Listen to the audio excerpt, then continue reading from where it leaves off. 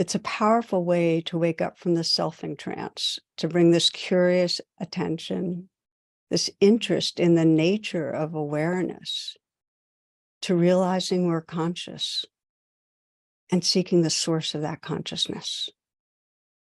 Just right now, realizing you're conscious. There's a consciousness, a sentience, and to seeking the source of that. The way Sri Nisargadatta talks about it, he says the I am, what we might call the essence, is usually hitched to feelings, emotions, activities, stories, and that we need to recognize and unhook it to see clearly into our essence. So a brief reflection to try to ground this a little. Take some moments to let your attention go inward. And just feel your curiosity, that you can bring curiosity and care to exploring the selfing trance. And you might notice the quality of self as I bring up different situations, whether there's a sense of solidity or centrality. First, think of a recent mistake, something you did wrong, some place that you felt like you fell short, in some way were not enough.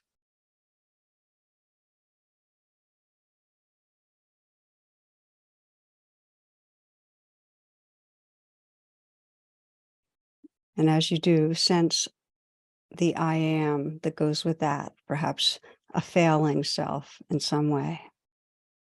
Just how it feels in the body.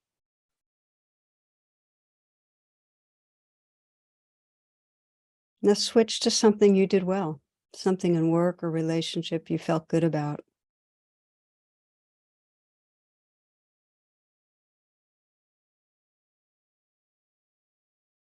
Again, sense the identity there, the identity of a successful self.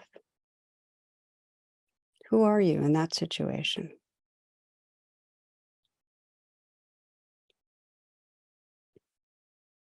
Sense being with somebody who makes you feel insecure. You feel maybe judged by them. Sense the I am, the who you are, as more of the self-conscious or insecure self. Just feel it, the felt sense of the I am, the self. And then someone around whom you feel superior.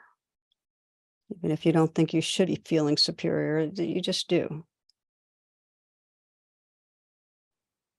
And what's the sense of self there? The I am.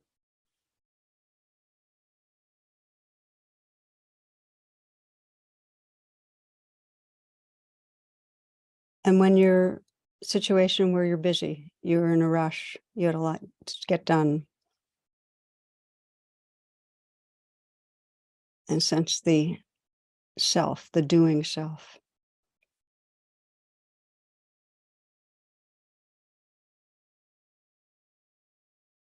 And take a few full breaths. Just notice the different identities. It's interesting, we can have these different identities in different situations. They're all part of that cluster that feels so solid. Now, here are some qualities of heart that naturally dissolve the selfing trance that you might explore. Take a situation recently where you felt either gratitude for something or someone, or it might have been a moment of awe or wonder at beauty, or perhaps some feelings of love for someone. Just pick a situation where there was that kind of heartfelt goodness, gratitude, awe, love.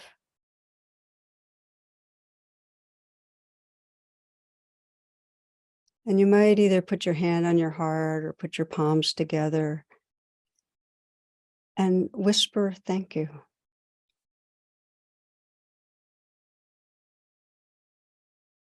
If there's a person involved, you can include their name and then whisper it again.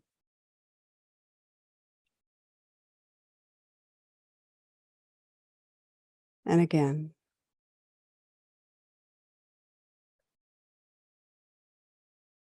And now again, check and sense the I am, the sense of self. Who's experiencing this right now, this gratitude or beauty or love? What's the sense of your own being like right now?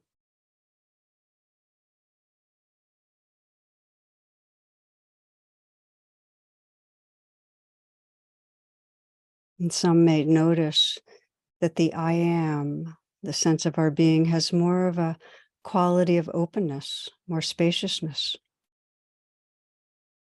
more wakefulness, more warmth. It's less solid, less contracted. This is the ocean. This is an expression of ocean to get familiar with. If your eyes are closed, feel free to open them. Or you can keep them closed as we continue, whichever works for you. There's a liberating power to investigating I am, the sense of who we are, tracing it back and recognizing the passing false identities. By false, meaning they're temporary, they're passing. The wanting self, the insecure self, the superior, special self, and increasingly getting it. That's a wave. It's not the essence of who I am. There's a way that when we do, we just naturally release the grip and enlarge. Sri Nisargadatta has a way of describing that what we enlarge into, the field, that personally I have gone back to again and again as profoundly resonant. Here's what he says. Love tells me I am everything. Wisdom tells me I am nothing. Between the two, my life flows.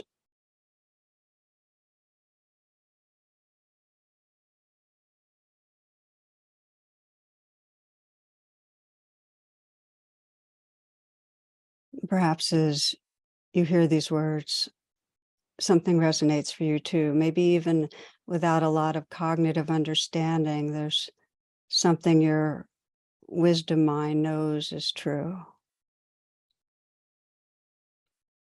The more that we touch into that truth, that we're living from it, the more in daily life it shows up. That when we're with others, if they're suffering, it feels like our suffering. We just know it's not your suffering, it's our suffering. And when others have joy, humans, dogs, it's sympathetic joy. We feel it too. And when we're with the trees and the natural world, it's the same aliveness. It's not like a hierarchy where we're different and better. We're part of the same field of aliveness. And this belonging's precious. Sri Nisargadatta writes that when you look at anything as separate from you, you cannot love it, for you're afraid of it. When you know beyond all doubting that the same life flows through all that is, and you are that life, you will love all naturally and spontaneously.